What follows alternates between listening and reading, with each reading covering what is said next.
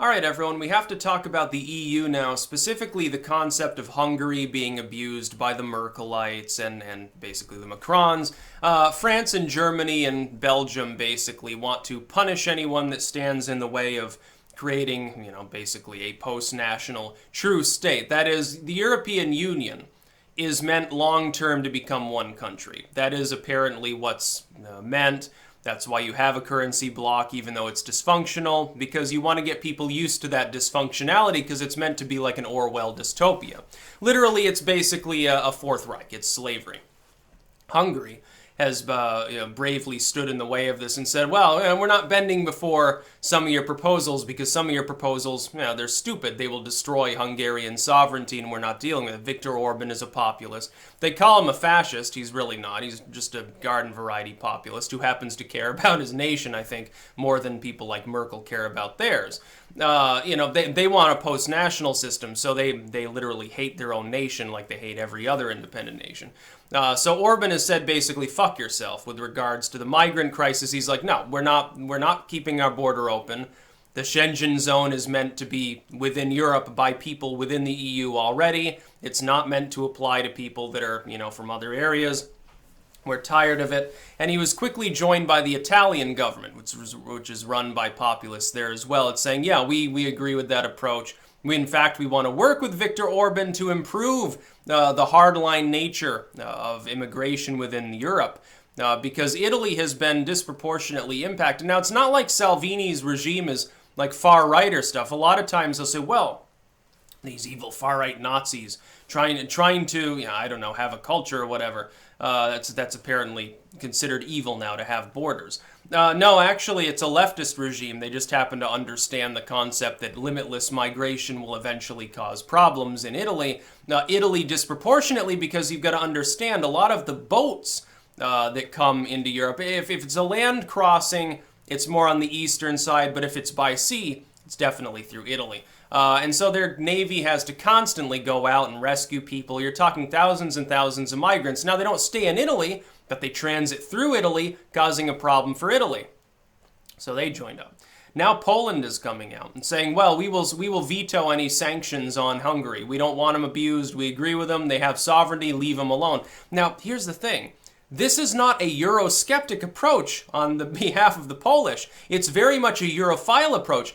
The Polish, uniquely, understand the problem of abusing member states. Merkel wants to bring them to heel by putting economic pressure on them. Big mistake, the Polish are correct. And if they listen to the Polish, the EU might survive. But they're not going to listen to Poland. They'll probably just try to sanction them too. Oh, darn those Polish people trying to actually do something that's not totally negative within the context of the EU. Most of the time, when you think of EU, do you think of positive things or do you think of negative things? Most people, I think, at this point say negative. They think of dystopia and abuse and sanctions and crises and things like that. They don't think of stability and wealth and prosperity anymore. Maybe initially, not anymore, not in the wake of the Syrian civil war. I'm starting to think whether the Pentagon may have caused the crisis there, specifically with an eye to causing instability in a major economic competitor or something. It's possible. I've seen stranger things happen in the sort of the Cold War and post-Cold War world, which doesn't exist, but you know what I mean. It's rather funny. Then the Czech Republic came out, and they said, oh yeah, we stand by them. They have a right to do this. We don't want to see them abused because it'll cause instability within Europe. We've got to understand, for parts of especially the northern portion of Eastern Europe, it's very much Europhile. They like the concept of the EU, but they're worried that this will cause it to dissolve. Now, I think it's great if it dissolves. I would respectfully disagree with the Polish government and say the EU is not your friend. It may benefit you right now, but long term it's going to cause you a hell of a lot of problems. You should probably just leave. The Hungarians, I hope Viktor Orban says, okay, enough is enough. We're invoking our articles. We're leaving the EU. I hope that happens, and I hope that he begs the Italians to go with him. Crush the EU out of existence. It's a post-national, Merkel-run, basically a scheme by globalists to create a massive, a bloc-like country. Be very much like the USSR, and eventually you'll no longer have the ability. You watch. the EU is going to go USSR mode at some point. If they don't manage to create, EU-wide martial law first. They're moving very quickly, perhaps too quickly, in trying to abuse people into compliance. If they are unsuccessful, what's going to happen is that a shit ton of these states are going to invoke articles at once. It will dissolve like the USSR, and you'll end up with Germany and Germany's vassals forming their post-national federation. It'll no longer be the EU. It'll be the German states of Europe or something. They'll absorb, the Austrians might go with them. But by the way, to the Austrians, vote for that weird Teutonic party there. Get yourself out while the getting's good. Otherwise, you're going to be enslaved in the most literal sense. It might be a joint venture with France when it happens. But it won't be the EU. A lot of these countries will leave. They'll form their own blocs, or they'll go back to being normal nations. If I had to guess, I'd say the Scandinavian nations team up with the UK. You have an Eastern European bloc, maybe with Italy as one of the main members along with Poland. And then you have, basically Germany and France bullying their nearest neighbors and retaining the vestiges of what once was basically an empire.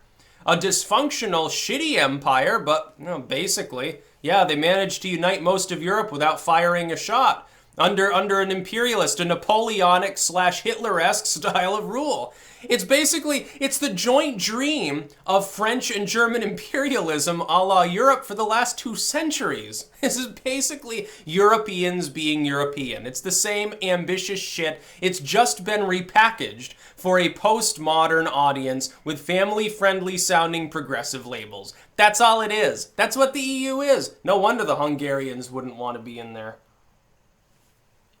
From this side of the pond, I would beg the Hungarian people to rise up and demand that their government invoke articles and leave the EU. You are now in a unique point where you can probably get Italy to do the same thing if 2 nations simultaneously leave the EU, only a few years after the UK leaving. They'll try to abuse you, by the way. You should just say, hey, we're going to have a clean break. We're just throwing it off entirely. And we encourage all the other countries to do the same. You want to do trade with us in the UK, or do you want to be EU vassals? It's unstable. It will keep getting more unstable. We're tired of it, so leave us alone. That'd be so great. It would collapse USSR style. It'd be a major crisis. The US and Russia would be sitting there drooling, probably, the governments at least. Meanwhile, I'd be wishing all of you well. I don't want to see anybody enslaved, and the EU is very clearly the enslavement of about 1 billion people at this point. Totally unacceptable for, the sort of cradle of modern civilization to be going the way of the USSR. It's really sad to see. That's about all. Peace out.